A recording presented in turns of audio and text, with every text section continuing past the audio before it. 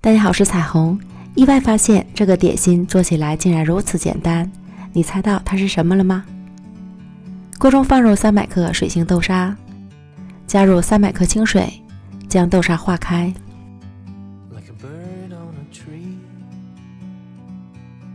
这里先不用开火，搅拌至豆沙与水完全融合，再加入10克琼脂粉，也叫含甜粉，这个网上就可以买得到。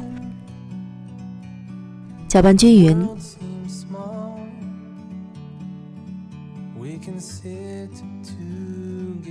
这时再开小火加热，加热至微微沸腾的状态，关火。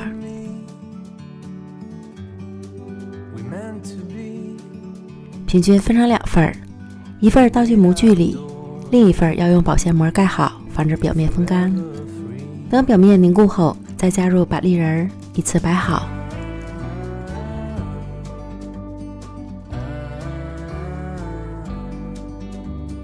再倒入另一半的豆沙，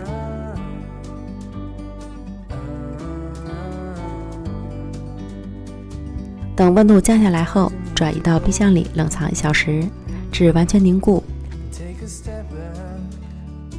脱模，撕开油脂，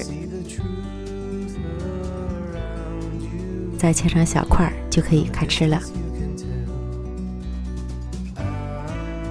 食材和做法都简单到家的红豆栗仁羹，外层光滑，水润细腻，入口即化，香甜丝滑，瞬间吃出了小时候的味道。如果你也喜欢，就赶快试试吧。美食天天更新，咱们明天见，拜拜。